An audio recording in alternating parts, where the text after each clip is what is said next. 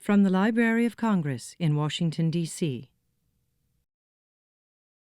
And I have the honor today of introducing Mem Fox. Um,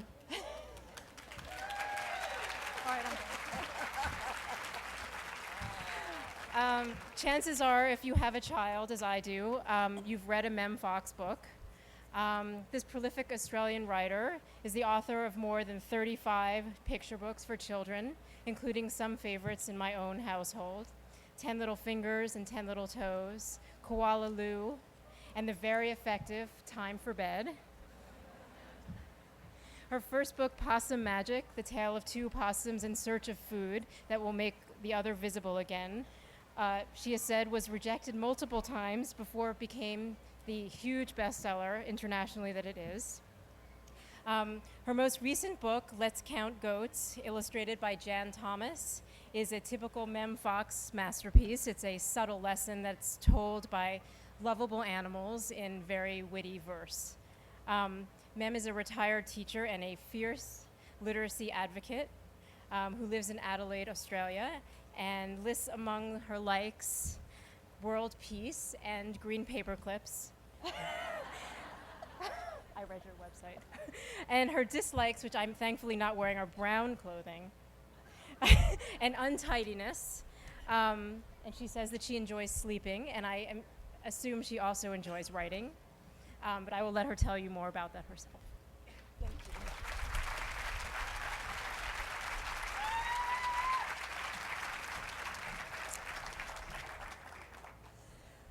Hi. Or, as I bet you're dying for me to say, g'day. And I used to think that Australians didn't say g'day. I thought it was just something that Americans thought Australians said. But I've been listening, and we do. We do say g'day. Once upon a time, a very long time ago, ladies and gentlemen, boys and girls, a baby was born. That baby was me. It's hard to imagine that I was ever a baby, but I was. When I was 6 months old, my parents moved to Africa, and that's where I started school. That's why I don't have an Australian accent. I have an English accent instead. I'm so sorry that I don't have an Australian accent. I am ashamed of the fact that I don't have an Australian accent. My teacher, when I started school, was a very frightening teacher, an African man called Mr. Ndlovu. I was the only white child in the school. All my friends were Africans, and we learnt to write sitting under a big tree, and we wrote in the earth with our fingers. That's how I learnt to write, by putting my finger in the earth. He would do it in the air, and we would do it in the earth, and he would come around and look at it, and if it wasn't good enough, we would sweep that bit aside with the side of our hand, and we would do it again. And then, of course, we graduated later to slates, which was fantastic, because in order to rub things out on a slate, you have to spit on it. So that was how I learnt to write. I made a lot of friends at school, and they were all Africans. I could have felt very different. I didn't feel different. I didn't notice the color of their skin. I didn't notice the color of my skin. And I have remembered that all my life.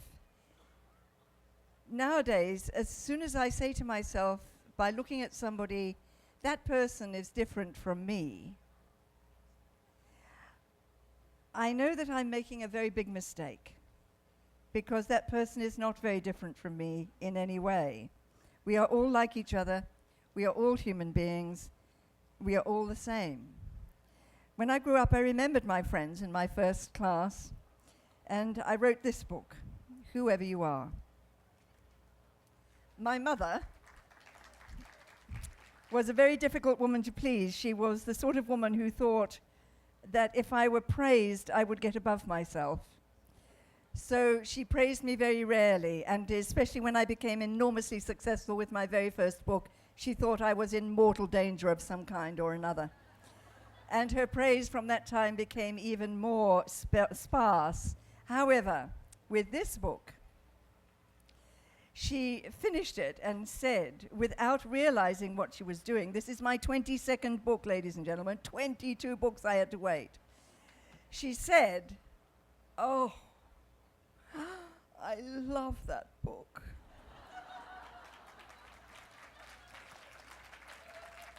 So this book is rather special to me for many reasons. Whoever you are, children, are there any children in the audience? Can I see them? I can see one or two. You know, this book is funny. At the front they say, "Whoever you are." Inside they say, "Whoever you are," as if we could not remember from one page turn to the next. And amazingly, for the third time, as if we were complete idiots, they tell us for the third time that this book is called Whoever You Are. Can you tell me what this book is called, people? Thank you. Oh, I just have to tell you that I have a little grandson who was born prematurely, very, very prematurely. It will be our only grandson. He's now corrected age 6 months. He was born on January the 4th. And I read him this book every single day in the hospital. I opened the door of the humidity crib, and I read him this book. So it is a very, very special book to me. I bet you're just wishing I would get on and read it, you know. Little one, whoever you are, wherever you are, there are little ones just like you all over the world. Their skin may be different from yours, and their homes may be different from yours. Their schools may be different from yours, and their lands may be different from yours. Their lives may be different from yours, and their words may be very different from yours. But inside, their hearts are just like yours, whoever they are, wherever they are, all over the world. Their smiles are like yours, and they laugh just like you. Their hurts are like yours, and they cry like you too, whoever they are, wherever they are, all over the world. Little one, when you are older and when you are grown, you may be different and they may be different, whoever you are, whoever they are in this big wide world. But remember this, joys are the same, and love is the same, pain is the same, and blood is the same, hearts are the same, and smiles are just the same, wherever they are, wherever you are, wherever we are, all over the world.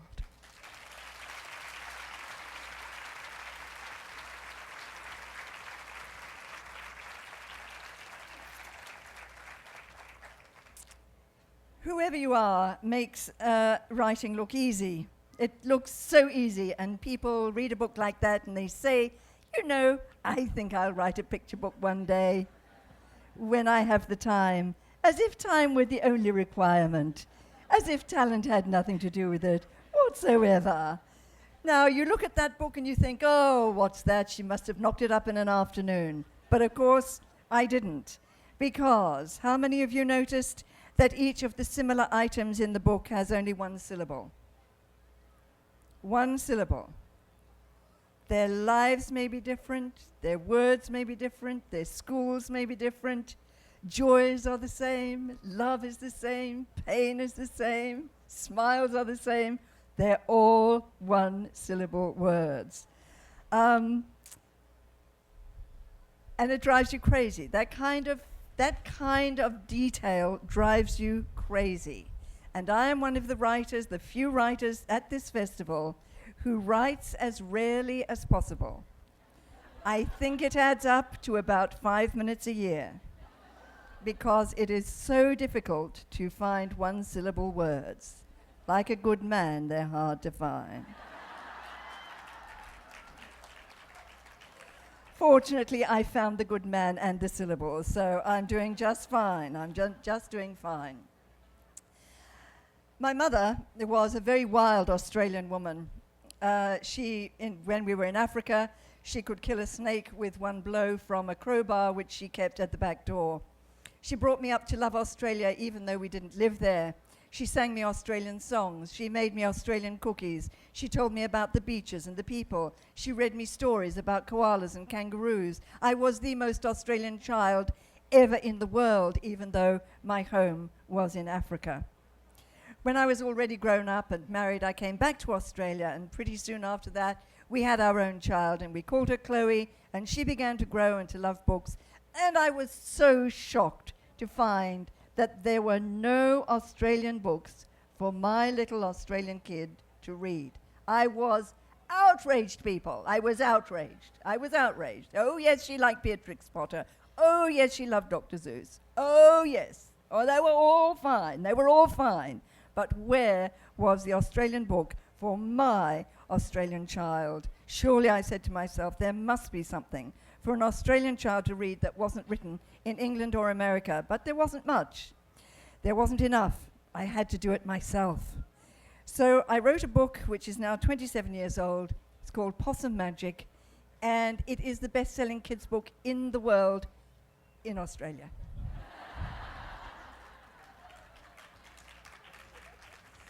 Those of you who know anything about books and writing and publishing will know that for a book to be in hardback for 27 years is something unbelievable. And Possum Magic is still in hardback 27 years after it was published. So I'm pleased about it. Not pleased enough to read it to you, though, because I need to hurry along with my talk, okay? I'm sure that you will have some questions for me at the end of this session, but let me guess what some of those questions might be. One thing people always ask is, how many books have you written? So I will answer that question by saying immediately that I've written 36 books for children and 5 books for grown-ups. Now, the last time I spoke to anybody, about a month ago, I had only written 35 books. And I've now written 36. So in the last month, in my house, has come the new copies of my latest book, which are very, very exciting, particularly as a first-time grandmother. I have finally, after 39 years of waiting, been able to put 4 Theo at the beginning of a book.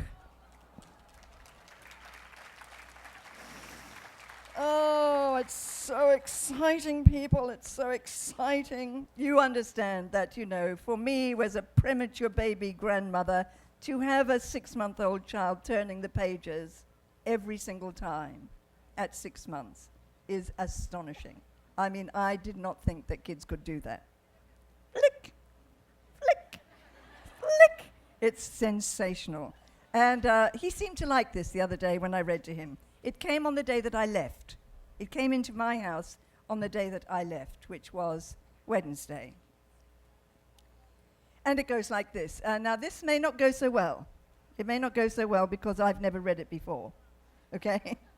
So, except to him, and that was just one-to-one. This is my first big audience, and, you know, you get to know your books after a while, and you do them really well, and you know when to turn the pages and so on.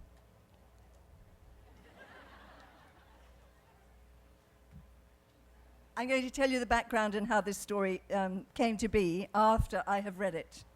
This book is called Let's Count Goats. Let's count goats. Are we ready? I specked inside. They say, let's count goats again. Oh, yes, they do. Because we're idiots. We can't remember. From one page turn to the next. Here we go. I'm so sorry for the people at the sides. I will promise I love you dearly. I love you a lot. Okay, I adore you. But I am going to have difficulty because I've got to read the book. Probably like this. And of course, you know, you need to see the pictures and you're so far away that it's kind of pointless you're being here. Why don't you all go home? Oh dear. Are we ready? Oh, Lord. Okay. Here we see a mountain goat frisking in the sun, and here we see a city goat going for a run. But can you count the seaside goats? I think there's only one. So you now have to imagine what you're seeing on each page because you can't see the illustrations after this, okay? Here we see a drinking goat, and here a goat is eating. But can you count the little goats lost and loudly bleating? Here we see an airport goat looking for her cases. But can you count the pilot goats with goggles on their faces? Here we see a show-off goat playing on the bars. But can we count the rowdy goats careering round in cars? Here we... Whoops. What? Oh, yes. Here we see an over goat, and this one's going under. But can we count the crossing goats terrified of thunder? 5? Is it 5? 5, we're at 5. Here we see the sandpit goat playing with his toys. But can we count the trumpet goats making all the noise? You're counting, aren't you? Here we see a summer goat with nothing left to mow. But can we count the winter goats huddled in the snow? 7. Here we see a fireman goat climbing through the smoke. But can we count the rescued goats trying not to choke? Here we see a soccer goat roaring at the ref, but can we count the cheering goats who must be going deaf? Here we see, oh my God, what are we up to? Are we sure we're up to 9? Were you counting?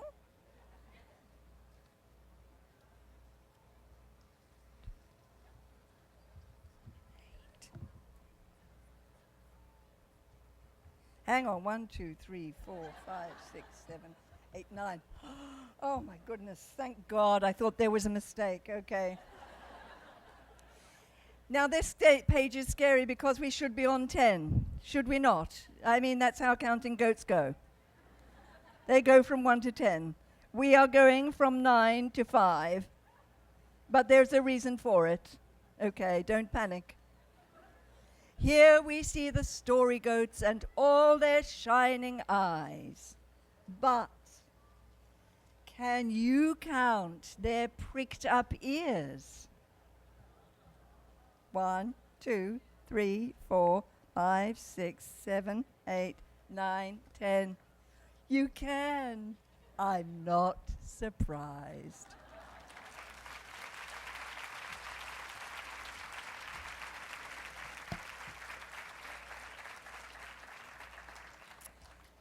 At the moment, my most popular book in Australia is a book called Where is the Green Sheep? It is so popular that many 3-year-olds get 3 copies of it for their 3rd birthday, and they already have a copy of their own, so it doesn't go down well.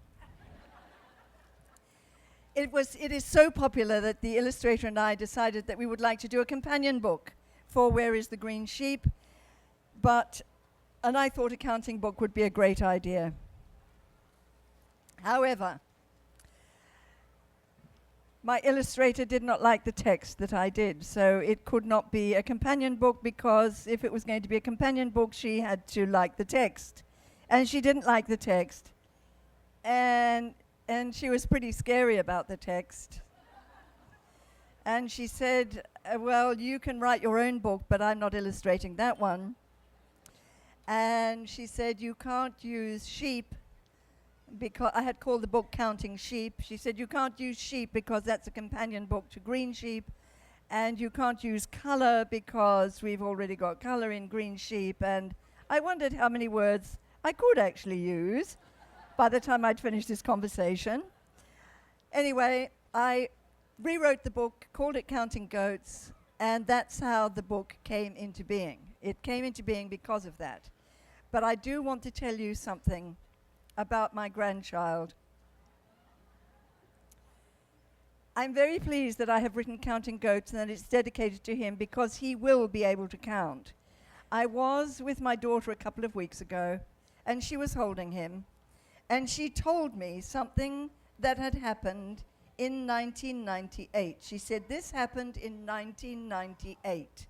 And I said, oh, that's only 8 years ago.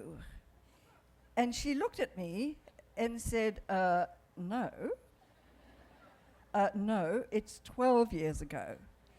2010 minus 1998 is 12. It's 12 years ago. And I said, well, you know, I'm a writer.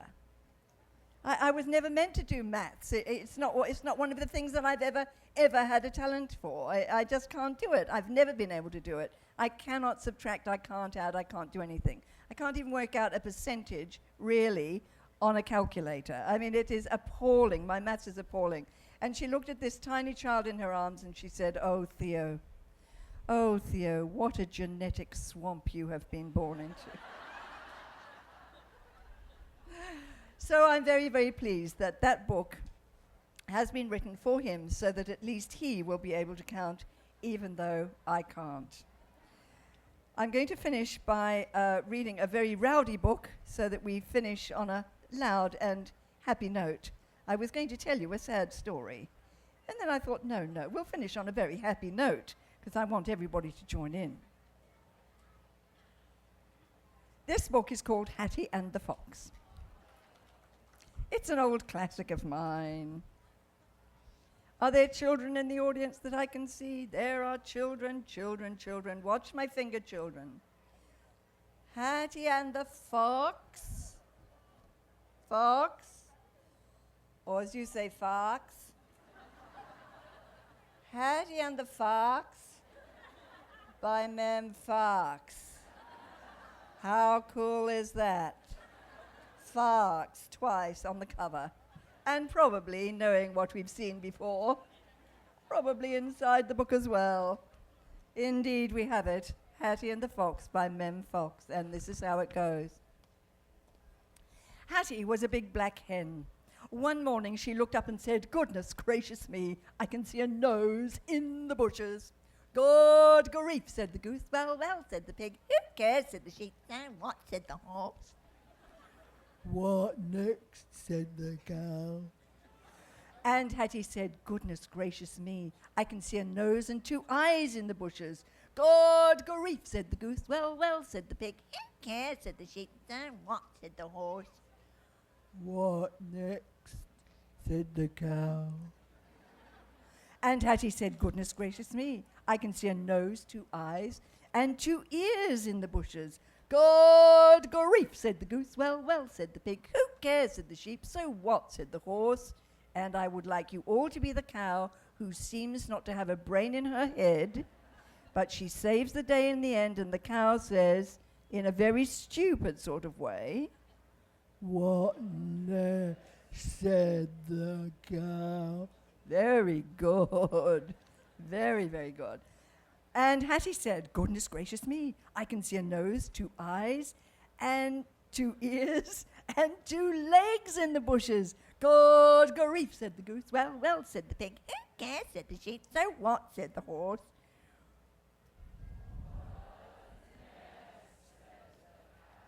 And Hattie said, goodness gracious me, I can see a nose, 2 eyes, 2 ears, 2 legs, and a body in the bushes.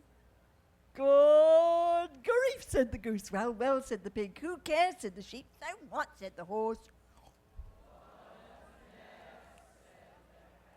And Hattie said, goodness gracious me, I can see a nose, 2 eyes, 2 ears, a body, 4 legs, and a tail in the bushes. It's a fox, it's a fox. And she flew very quickly into a nearby tree. Oh no, said the goose. Dear me, said the pig. Oh, help, said the sheep. Oh dear, I've completely lost the plot. because it was all so terrible. But the cow said, moo, so loudly that the fox was frightened and ran away. And they were all so surprised that none of them said anything for a very long time.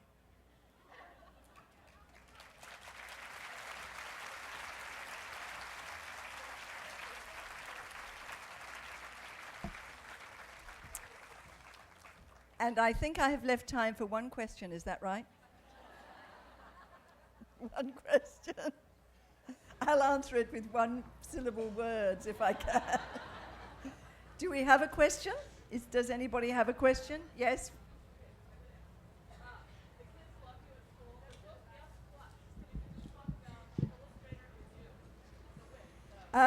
There's a book called Guess What? I was asked about the illustrator and me, which is typical of all my books. I have nothing to do with the illustrator.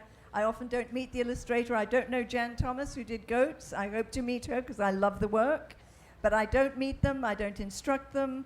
I would be furious, as I was, about the Green Sheep, book. I don't like to be told what I write. As a writer, and because I have no visual ability at all, I never say to an illustrator, this is what I want. Because what I want is so pedestrian, it's so low level, it's so pathetic. And geniuses, produce things that are so, so different. The illustrations in Guess What are absolutely astonishing. They're on a level with the illustrations in The Goblin and the Empty Chair by the Dylans, which is illustrated by Leo and Diane Dillon. Just an amazing book. So have we got time for one more? No. 2 minutes, yes we have. Yes. Could you read this book for me? I can't. I wish I could. I haven't got time. Okay, I'm going to do it. It takes 2 minutes.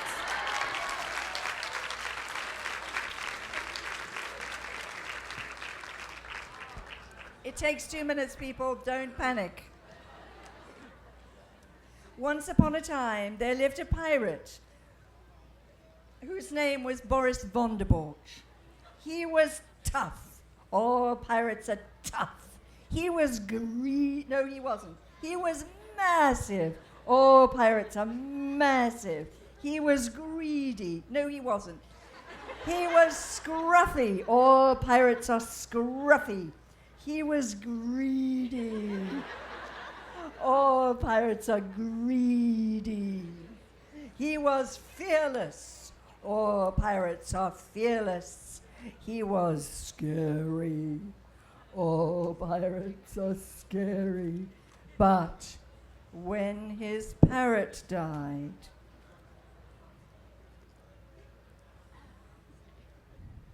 he cried and cried. All pirates cry, and so do I.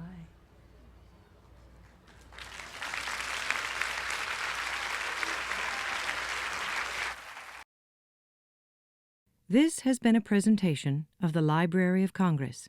Visit us at loc.gov.